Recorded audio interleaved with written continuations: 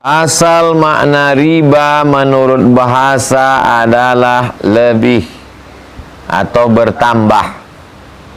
Saya pinjam uang antum 100.000, bulan depan saya bayar 110. Berlebih atau bertambah? Bertambah atau berlebih? Sama lah, berlebih sama bertambah. 100 bertambah jadi 10. Berlebih kan? Lebihnya itu apa namanya? Riba. Adapun yang dimaksud di sini menurut istilah syara adalah akad yang terjadi dengan penukaran yang tertentu, tidak diketahui sama atau tidaknya menurut syara, atau terlambat menerimanya. Beberapa macam riba. 1. Menukar dua barang yang sejenis dengan tidak sama. Menukar barang sejenis tidak sama. Menukar beras sama beras, gandum sama gandum, emas sama perak, emas sama emas, perak sama perak. Itu yang disebut dengan benda-benda riba. Maka kalau berlebih, lebihnya itu disebut dengan riba. 2. Riba qard. Utang dengan syarat ada keuntungan bagi yang memberi utang.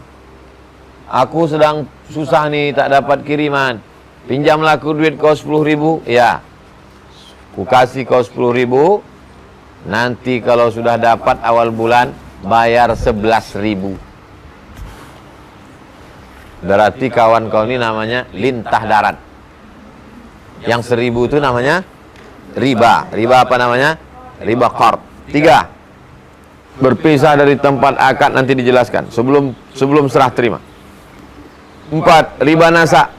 Disyaratkan salah satu dari kedua barang yang dipertukarkan ditangguhkan penyerahannya. Nasa namanya. Jual beli, tapi nanti serahkannya bulan depan. Jual belinya sekarang, tapi yang sekarang disebut dengan kredit. Sebagian ulama membagi riba itu atas 3 macam. Riba fadl, riba yad, riba nasa. Riba qard termasuk dalam riba nasa. Riba qard sama riba nasa sama. Barang yang berlaku riba padanya ialah emas, perak, makanan yang mengenyangkan atau yang berguna untuk mengenyangkan, seperti garam. Jual beli barang tersebut kalau sama jenisnya, emas dengan emas, gandum dengan gandum, diperlukan 3 syarat. 1. Tunai. Tunai artinya jangan ada masa sehari, 2 hari, 3 hari, tak boleh. Tunai, langsung di situ. 2. Serah terima. Makanya boleh beli dolar. Aku beli dolar ini 1 dolar 15.000 tunai, langsung serah terima. 3. Sama timbangannya. Beras Ramos dengan beras Solo mesti sama-sama sekilo. Antum punya Ramos, antum punya beras Solo, yang ini sekilo, yang ini 1 kilo seon. Boleh tak boleh? So'on itulah riba. So'on itu riba. Antum punya emas, antum punya perak, terjadi jual beli, tak sama beratnya, boleh, karena harganya beda, nilainya beda. Mesti tunai, mesti langsung, tak boleh bertenggat waktu 2 hari, 3 hari. Beberapa ayat dan hadis yang melarang riba. Ya ayyuhallazina amanu, wahai orang beriman, la ta'kulur riba, jangan kalian makan riba. At'afan mudha'afa, berlipat-lipat. Wattaqullaha la'allakum tuflihun, takutlah pada Allah supaya kamu menang, supaya kamu beruntung. Wa ahallallahu al-bai'a wa harrama riba, Allah menghalalkan jual beli, mengharamkan riba. Ya ayyuhalladzina amanu taqullaha, orang yang beriman, takutlah kamu kepada Allah. Wa dharu ma baqiya minar riba, jauhilah riba in kuntum mu'minin, kalau kamu memang beriman. Fa illam taf'alu, kalau kamu tidak meninggalkan riba, fa'dzanu biharbin minallah, maka berarti kamu sudah mengajak perang dengan Allah wa rasulih. Wa in tubtum, kalau kamu taubat, falakum ru'usu amwalikum, kamu punya pokok hartamu, la tazlimuna wa la tuzlamun, kamu tak menganiaya dan tidak pula dianiaya. 4. Yamhaqullahu riba wa yurbis shadaqat, Allah memusnahkan riba dan menyuburkan sedekah. Allah memusnahkan riba, menyuburkan sedekah. Maka kita mesti banyak-banyak bersedekah. 5. Wa ma ataitum mir riba, riba yang kamu berikan liyarbu fi amwalin nas, supaya dia bertambah pada harta manusia. Fala yarbu indallah, dia tak bertambah di sisi Allah. Wa ma ataitum min zakah, zakat yang kamu bayarkan turiduna wajah Allah, hanya mengharapkan balasan dari Allah. Faulaika humul mud'ifun, itulah orang-orang yang dilipat gandakan. Rasul melaknat orang yang makan riba, orang yang mewakilkan akad riba, orang yang menulis riba, pegawai penulisnya, administrasinya kena juga riba. Wasyahidaihi, dan 2 orang jadi saksi. Makan riba, mewakilkan transaksi riba, menulisnya, saksinya. Jadi kalau begitu orang yang kerja di bank kena riba? Mana ada disebut di situ? Kan cuma 4, makan riba, mewakilkan transaksi, penulis, saksi. Ada di situ dibuatnya pegawai bank. Masuk mana dia? Penulis. Tapi dia nggak nulis, Pak. Penulis itu bukan cuma menulis saja. Administrasi. Buat lingkari penulis itu. Administrasi. Kata Ibnu Qayyim dalam kitab I'lam al-Muwaqqi'in, riba nasiah ialah dilakukan oleh kaum jahiliyah di masa jahiliyah. Mereka mentakhirkan hutang dari waktu yang semestinya dengan menambah pembayaran.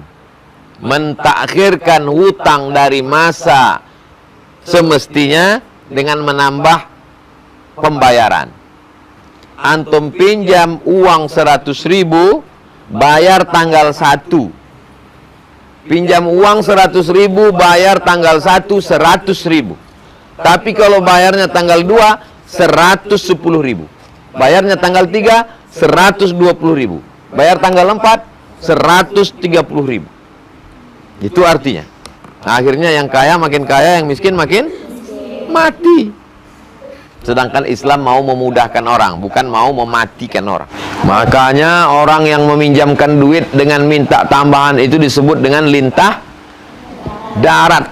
Antum kalau pergi ke sungai, digigit lintah, dihisapnya darah antum. Tapi kalau lintah darat ini bukan cuma darah antum dihisapnya, gaji antum, duit antum habis, lama-lama mati, kurus kering. Sesudah hartanya habis, dia pun akan terus-menerus mendapat tagihan. Kadang-kadang sampai berakhir dengan masuk penjara atau barangnya tergadai menjadi korban. Adakah kemudaratan dan kecelakaan yang lebih daripada itu? Tak ada. Si kaya meskipun nampaknya dapat untung, tetapi dia sudah memudaratkan saudaranya, menganiaya sama manusia, serta akan mengalutkan keadaan masyarakat. Inilah yang dimaksud oleh ayat Allah yang melarang mengambil harta dengan cara batil. Meskipun sekarang si kaya kelihatan beruntung, tapi kalau kita ingat firman Allah dalam Al-Baqarah ayat 276 dan Ar-Rum 39 di atas, kita percaya bahwa hartanya itu tidak akan membuahkan kebaikan apa-apa. Dengan kerusakan masyarakat dan kemelaratan yang terjadi karena wujudnya riba, maka Allah yang Maha Adil mengetahui menitahkan larangannya yang amat keras supaya riba dihapuskan, dilenyapkan dari muka bumi. Sampai-sampai Allah berfirman, orang yang tak berhenti dari riba, dia menantang perang dengan Allah dan Rasul. Perang dengan Allah pernah menang? Enggak. Riba nasiah diharamkan karena menimbulkan kemelaratan yang sangat besar. Sedangkan riba yang lain menutup pintu kemudaratan. Alim ulama betul-betul memikirkan kepentingan agama dan masyarakat. Pihak ekonomi mengetahui segala seluk-beluk bank dan perdagangan. Permusyawarahan kedua kaum cerdik pandai itu tentu didasarkan atas keadaan dan kemaslahatan masyarakat dengan tidak mengesampingkan pokok-pokok agama Islam.